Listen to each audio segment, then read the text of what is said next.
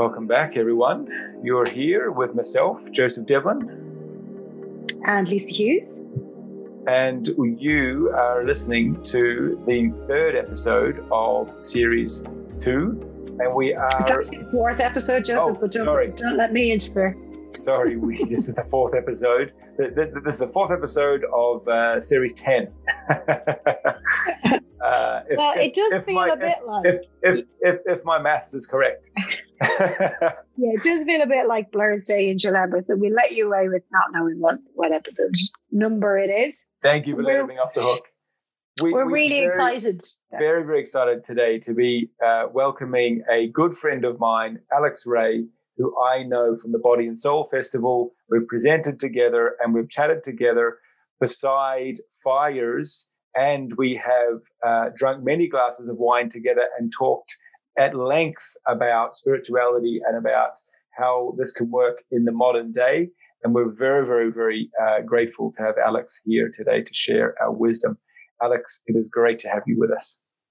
Thank you so much for the invitation, Lisa. My good friend that I haven't seen you physically in a long time. Nice to be here with you. Time. Great to be here with you. Alex, sorry. So, Alex, we have this kind of series going at the moment where we are in lockdown number 246 according to Joseph's maths.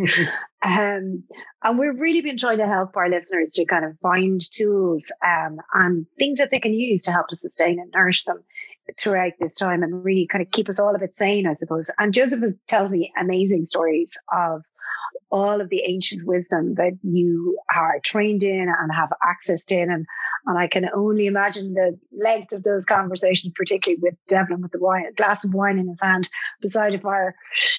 And so I'm fascinated because I know very little about shamanism. And I suppose if I'm really honest, if I think about it, I kind of think about kind of voodoo and magic and stuff because I have no idea. But I'm reliably informed by Mr. Devlin that it is hugely useful and practical and helpful in our modern day times. And God knows we need that more than anything. So I would love for you to tell us a little bit more about it. For sure. Thank you so much, Lisa. Through my experience, not all the time I had been interested in shamanism, to be honest. Even though I was born in Colombia and I tried plant medicines when I was a teenager, and my father, he was a medicine person, what is considered in the Western world a shaman. For us, it's called a medicine person, medicine man, medicine woman. Because shaman is a word that originates in the Tungus tribe in Siberia. Throughout the time and the development of shamanism, people took that word shaman for many, qualify many other things. But shamanism is a very long, in another way for me to explain, is an ancient healing tradition that exists in many Aboriginal cultures, indigenous communities that have been through the history facing many issues with the development of this society. In other words, it's a way for us to be connected with us, within us, and the nature of the things around us. So instead of us putting our beliefs in altars and statues, we start to believe in ourselves, in our potential, in our power. So it's all about to create empowerment, individuals connected with the environment. So that's in other words what the shamanism is. So it's not a religion thing, it's just a way of thinking. And along my experiences, because I feel grateful for the experiences that I had, I've been sharing with many indigenous communities in the Amazon rainforest, and also with the native Canadians in America, Canada, and I spent quite a good time near Toronto with them. And 2 years ago, I spent a few months with the indigenous communities in Siberia and Russia. And also, in the way back from Russia, I spent some time with the Samis in the north of Sweden. So there is another indigenous community, very powerful. So that's, to answer in a very few words, that's shamanism. That's fascinating. That very, I mean, I didn't think about shamanism in Sweden and in Russia at all, those indigenous kind of tribes. Yes. Did you know this, Joseph? I had a bit of an awareness around this, and I think it's interesting because in my head, shamanism, sometimes I think of things that happen in a jungle and things that happen in a tropical environment, if you like. And this is great for me to hear Alex talking about the commonality of this medicine man and woman and people being part of all indigenous tribes and going back throughout history.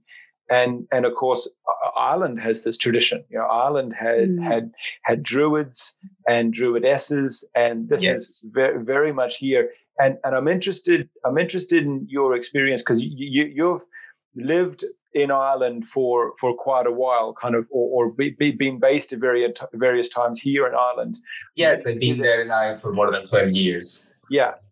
I'm interested in this kind of theme of what might be common throughout these threads and common to the Irish tradition, because you know something about that as well, don't you? Yes, for sure.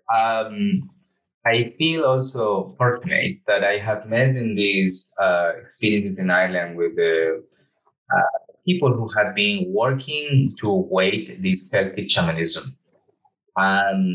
It's so rich. And one of my favorite authors, and that I often, it's like the book that I always have by my hand, is John O'Donoghue and Anankara. And for me, I found lots of similarity between that wisdom, the Celtic wisdom, especially with the Anankara, and many other indigenous communities, and cosmovision, because it's another term, cosmovision or world vision. And as how different cultures, moreover in this case, communities, indigenous communities, see the world and the creation of the world. Things can change as a language, dialects, words, but the idea is the same. So that's what it has been amazing for me in the journey that I have been, I think, for 15 years now. To find all those similarities, because the idea from Tibet to Russia, the rainforest indigenous communities is the same. It's the connection, is the empowerment. And this is precisely the issues of the modern age we are suffering the disconnection. We are, we are well connected to these devices that allow us to be connected in between brackets with the world, but disconnect from us, So we are living this age that I consider the age of the glass. Everything is through a glass, mobile phones, computers. And we are facing the disconnection of thoughts and emotions and feelings because it's not common for us to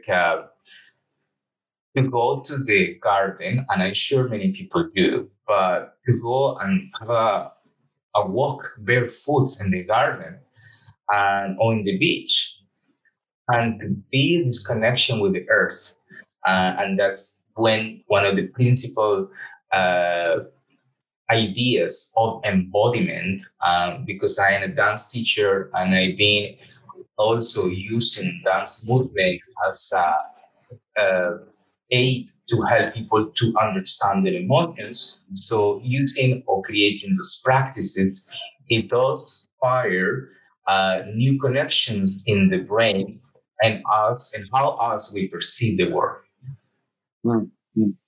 So it sounds like it's a real embodiment type of practice.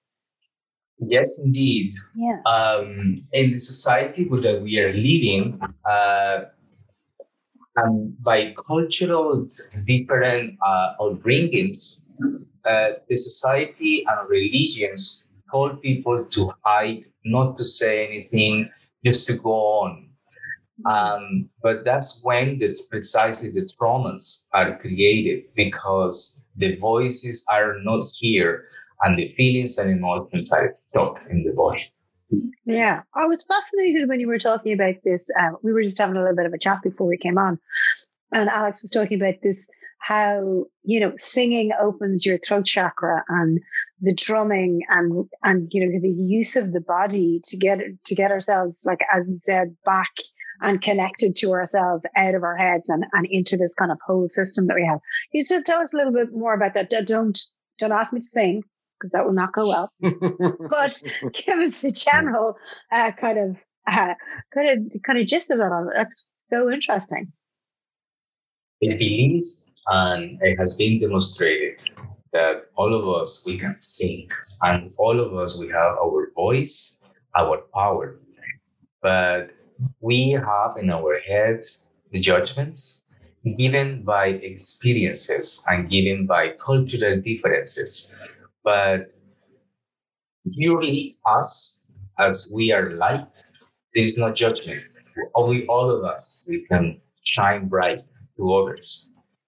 So throughout the empowerment, working with the voice and with the movement, we create more awareness in our outer energy and auric fields. And this is precisely how the interconnection comes along. Mm-hmm. Mm.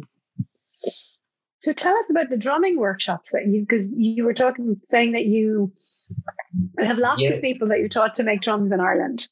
Thank you. So the idea of the drum workshop making, it came because one of my experiences that I had in the jungle years ago, was maybe 8 years ago. I was in a sharing with a community, and they were just, some people were making a drum from a dry height skin that was just underground in the forest. They didn't kill for that purpose. And then it was so simple to see them taking a frame. In this case, they took a trunk, a tree that it was dry, and they carved perfectly the trunk and they create the frame. And they do some process with the skin, and they put it on, and they start beating the structure, and then they start singing and dancing. And that simplicity, it just touched me from that moment. Because in my anthropological research and all those indigenous communities that I have been living with, and all of them share the same principle. They don't speak maybe the same language, the same dialect, but music and sound is international. Yeah. So no matter how you were, where you came from, you can understand, you can express through music and through rhythm, through those basic rhythms, how you feel.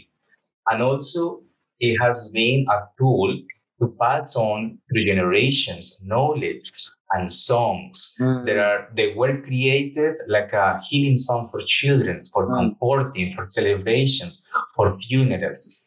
So it's very vast to that knowledge that is created from a drum. So I took ownership of this creation of this drum since then. And I've been developing and I've been sharing with other indigenous communities the way that they make the drum, until I found a very good people who I get the skins from, and there's an organic farm where I get the skins from.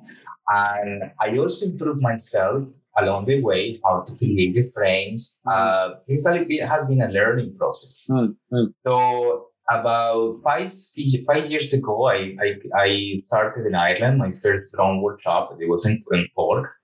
And since then, I've been offering these sacred spaces nationwide in Ireland. And I've been twice abroad. And now that I am in between Tenerife and Ireland, I will be doing this drum workshop here in Tenerife. it's a daytime workshop. It's an experience, and how people got, as I explained before, how people get in touch with the structure, with the fabrics, with the cord, because not so many people nowadays, have the chance to work with the hands, with the fingertips, as much as before. Our ancestors being more in thought to function with the whole body all the time, even to use your toes for many things, but we don't. So once we fire these neural connections using the fingertips, it creates awareness, as I say, in the body. And throughout this waving process, when I work with goats and cows and hens and buffaloes, and all of them, they have different structures and different feelings. But mainly, it's a laborious task, to pull the string all the way. And sometimes you get blisters. That's normal, but not so many people are, get used to this. And that's the challenge, But once you've heard, in my word, if you've heard your own shamanic drum, it's a spiritual tool that you can use for your own purpose, for your meditations, for healing others. Even so many people that have been coming to my workshops, they had children with disabilities, and they found through this basic instrument how to communicate with their children, because the children maybe will not have the same capabilities of expression that we have, but they have others. So through the drum, they found a way. So it's very magic to experience and to have one, And just final this topic is well related to Ireland, because in Ireland you have one of the main instruments in your culture that it's part of the heritage. And it's the same principle as And just for the listeners at home who maybe can't see what Alex is holding, he's holding something which is very similar to a bowron. And maybe I'm pronouncing that correctly, Lisa. I think a bowron drum. So one that's traditionally kind of played by your traditional music kind of performers here in Ireland. The guys from like Christy Moore, I think, plays a bowron. This kind of round. You were doing so well until you tried to go into Christy Moore. Is it Christy Moore? Am I thinking of? They'll know what a bowron is. They know what a bowron. It's in your blood. I'm just really fascinated by this piece of I grew up with the bowron, and knowing what a bowron was, so that's why I can recognize the thing that Alex has in his hand. But what's fascinating me is so you have these drum making workshops, and that it's almost like occupational therapy of making the drum, and that you're saying that creates kind of connection to ourselves and opens up new neural pathways in the brain. Then when we have it's this healing instrument that we can use to communicate with others, and that it also facilitates this kind of singing and dancing that helps us to get reconnected with ourselves.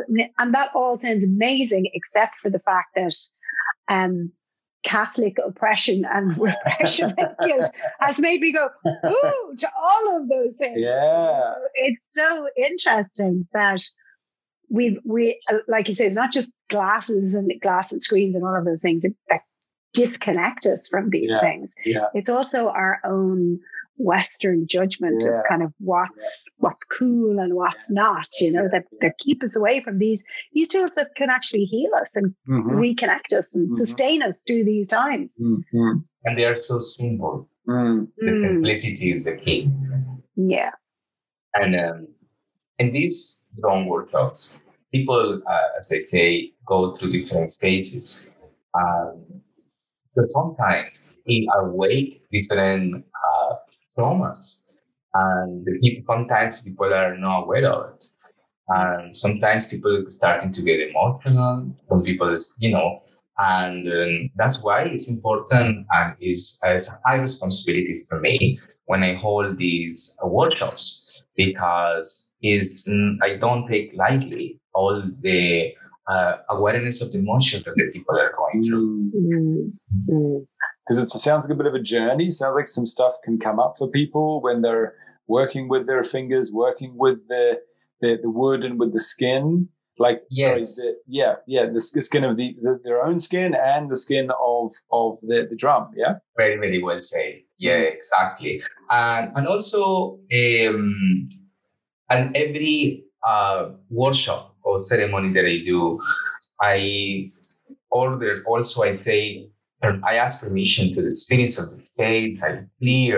I ask permission to the spirit guides of everyone who is attending the workshop. Because that's something that we forget in this modern world, and we take everything as a granted, and we don't acknowledge and respect the spaces that we are and whatever happened there in the past, and also to bring the power of our ancestors into whatever we do nowadays. I'm fascinated by this, Alex, and I'm fascinated by the modern day people. We live in a concrete jungle, and I'm fascinated by how this can these ancient practices, how this can be applied in our modern day times. I think this is really, really relevant. Do you have any nuggets of wisdom for us and our listeners? I think seeing people coming into those workshops and seeing them how they transform the communication within and communication with others is the best that I've been seeing coming out of this type of activity that I've been developing along the way myself. And it's something very important to say to everyone that you don't have to be a musician. You don't have to be a singer. You don't have to be the best crafts person. Everybody can do it. And I had in my workshops, and I just remember the memory came to me, mothers with the children. And last time a couple came over, I think we're in the early 70s, and they came. And so it's applied to everyone. And I have people from, maybe 15 until, as I say, maybe 70. So it's applied to everyone, and everyone has their own space and their own time to do it. But once they found it, they realized it was always there, in this case in Ireland with your instrument, fire on. But it's very similar instrument, it's very similar approach. However, this is even better because you get to make your own one. So all this process and memories that you have, you create along the workshop, stay with you. All these blisters that you might have in your hands, you will remember. Why? You will remember because it's also mindfulness. It's all the mindfulness that people are telling nowadays. But this is just simply like that, because your mind is focused on one thing. Finally, because it's not that easy for many people nowadays to be to have one thought at a time. So, Alex, the drum making workshop sounds amazing. If I'm someone who right now is in the middle of lockdown and every day feels like Groundhog Day and it's the same thing over and over again, and I'm stuck on Zoom for 6, 7, 8 hours a day, and I want to reconnect with my body and plug into this kind of ancient wisdom and this, our ancestors, the wisdom of our ancestors, and really become embodied as a way to support myself through this time. What are the kinds of things that you could suggest that people could do in their own homes, in the moment when they're feeling like, I would really love to access some of that? Yeah. So I have to say, I am developing an online course of this drum making. Obviously, it will not be exactly the same, but I am developing a guide with videos and explanations, anthropologic view of this drumming, and it will be accessible for everyone. And just what I will do is to send the materials to people, and people will make the drum in their own homes. That's just one idea. In regards to your question, many of us faced with many energies around us, and we are these magnet So we have to, sometimes it's okay that sometimes we don't feel as 100% vitality every day. So one of my best practices that I do when I feel in that way is to take my shoes off. First of all, I often barefoot at my home, to be honest. I left the shoes. This is kind of Nordic tradition, but I always leave the shoes on the entrance, and I always have walked barefoot. First thing is just to take your shoes off, get a touch with the ground, with the carpet, whatever surface that you have. If you have a garden, even better. But we don't have. Not everyone has a garden. So another thing is for many people, as we hear constantly nowadays, the meditation and those practices, it's very hard to understand what it's about. So my advice, barefoot and play a music that reminds you your childhood, a song that is connected to a memory that you've been having fun and you're 10 years old, playing with your mates, something like that. For me, I have to say, one of the songs that it just brought me back to my childhood it was a TV show, comics. It was Thundercat. It's simple as that. And I when I listen to Thundercats, I just feel 10 years old back again. I swear to God, if you could see Alex's face, it's hilarious. He looks about 10 years old. He's like, oh my God, I totally get that. Yeah. So all of us, we have a connection. We have a memory. We have a song. My sister, I remember, she used to get crazy when she listened Wonder Woman intro, from the original series, Yeah, Linda Carter. Yeah. Linda Carter, yes. Yeah. So that's the thing, and that connection, that neural path that is created in our brain, it has the capability to just completely take ourselves to whatever situation we are having in the present and connect. And it's something very important to say, with our inner child. And this is another long topic, because I do have another workshop, is awakening the inner child. And this is all more practices that I've recommended people. And this is another workshop that is the whole day. Sometimes I do a whole weekend, awakening your inner child. And yes, that's the answer. So I'm taking my shoes off. I'm preparing food. I'm dancing around to Wonder Woman in the kitchen. Should I be singing along with it as well, Alex? With that? Yes. Like clearing my throat chakra. Of course. Anyone who's in ours goes, it may all go horribly wrong with the neighbours.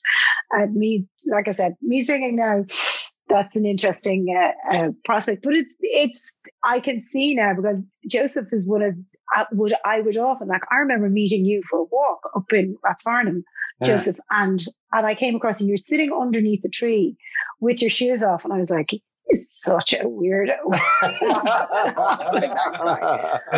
Clearly, you have picked up some of Alex's tips along the way. And if you are more brave, you can just start, put some drumming bass music and just start bouncing your body and shake it off. And that would be the best. I could do that. I could do like a Taylor Swift, just shake it off. Yeah? Yeah. Yes. Yeah. My kids are always giving out to me about playing Taylor Swift. So that I could just tell them that actually it's a shamanic practice. That would really freak them out. Yeah, dear. I love this idea that we are able to connect through music to the past. Like, this is something to me there when you, Dirk, told your story about the Thundercats and your sister having Wonder Woman. Like, this, I think, is this is a little bit of the magic which through modern day, like, I don't know, you guys have probably heard of Spotify, right? You guys use Spotify. So I use Spotify. So any track, as long as Spotify has the rights to it, that we can dream of, we can go to that and we can put that on, and that can bring us back to the first time that we've experienced that. That, to me, is really, really, really powerful. That we can bring ourselves back to the time when those connections in our brain were laid down. And what I love from this bit of wisdom here, Alex, is that to me taps into the joy that was there at that time. And yes, that's, I think, because that's really back cool, in the really time special. we didn't have judgments. Yeah. Beautiful. We didn't have judgments. Mm-hmm. We didn't have worries. We didn't have many things. That baggage that we accumulate in life. Yes. Yeah. Like the worrying of people maybe are gonna see you and maybe judge us for how we are moving, how we're dancing. This is why almost I think being able to dance in our living room or in our bedroom or in the bathroom. Who cares? It doesn't matter. It doesn't matter. Like, you're not being witnessed. You're totally there with your own space, and doing that and being free to be able to do that. I think that's really cool. That's great. I'm really glad you've touched on this, because I'm a big fan of embodiment movement and embodiment dance, and I think this is a very, very special modality. And if we give ourselves permission, this is really available for anybody, as long as you have a space and you have a ability to play music on your sound system. This, I think, is really simple and really beautiful. And I have done lately with these restrictions. I have done few workshops, on the camera, and I play some music and I guide the journey. Yes, and it's so powerful. It's so beautiful. Obviously, I miss to have people close to me. But it's okay, It's something that you feel the encouragement, when you're looking at people, even the camera, to do those type of practices. Mm-hmm. Yeah. You share the energy. Yes. So back to that connection with the inner child. I had done workshops in Portugal. That was 2 years ago, and that was beautiful because throughout these simple practices, again, people were more aware about emotions, and people start connecting with the patterns, and it creates just a fun kind of memories coming through. It's very sacred to me. And I think the interesting thing, to come back to what Joseph was talking about, this connection to the joy, is it doesn't necessarily have to be, maybe your childhood wasn't a hugely happy time, maybe it isn't where you want to go to, but you can find a time in your life where you were really joyous. And as you say, Alex, where you're free from judgment and you felt like you could really be yourself. And what's the soundtrack that was at that point in your life, and reconnecting in with that energy? So it doesn't need to be, I think that one of the interesting things is there's a poem by David Whyte where he talks about take the first step, don't take the second or the third. And if somebody is kind of a little bit like, inner child work, that sounds a bit off there, just reconnecting with the time when you felt that you were really yourself, and there was real joy in your life, and as Alex said, no judgments around who you are and how you were showing up, and find the musical connection into that, and then bring that through your body. I'm just looking at the time here. We've already kind of rocked on to a huge amount of stuff that I don't know where the time went, to be honest with you. But is there anything that we should have asked you about, Alex, that we didn't? Is there anywhere you'd like to go, or something you'd like to share with us? For sure. I am passionate about the ancestral medicines. And something that I've been practicing for maybe the same 15 years. And also the point of view from the post-Western point of view, and this colonization of the plant medicines, that nowadays it becomes like a trend. So you may heard ayahuasca, San Pedro ceremonies, and Yopo Buko ceremonies in many countries. And my approach to this is they are great helpers. They are gate openers for people when they are done in a most sacred and ethical way. So something very important, something that I've been working in the last years is to educate people about it. So when I do hold spiritual retreats in many countries, I teach people, the elements that should be in place in any shamanic healing plant medicine ceremony. for them to recognize, because my mind is, because I've been away from South America for a long time, maybe more than half of my life abroad. So my mind is in this point where, and Western mind needs more explanation, needs more reason for why. And then sometimes in the indigenous communities, they don't explain anything because it's natural for them. So that's one important point here, is the ethical and sacredness, not recreative at all, of these ceremonies, and the importance of it, and the evolution through the history, because the plant medicines been here before us. You see, centuries of knowledge. So I like to also work with the mind and the plant medicines. I graduated from psychology just a year ago, and so I like to work with the neuroplasticity, epigenetics, the function of the brain, but all in the chemical way, but also with the mysticism of the shamanism and all these ancient practices.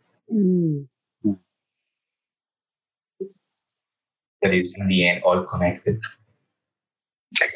Sounds like there's lots and lots more to explore there. So lots of tools. Where can we find you, Alex? Where can, if people want to know more about you, where would they find Thank you. Thank you so much. For a long time, I have no website, and all my work and ceremonies and workshops were word to mouth. And it was beautiful. But I set up a website. I'm still working on it, but it's discoveryourheart.net. And it's a so that's just discoveryourheart.net, DISCOVERYOU or HEART.net. Discoveryourheart.net. And yes, and my Instagram also is Discover Your Heart Now. That's my user.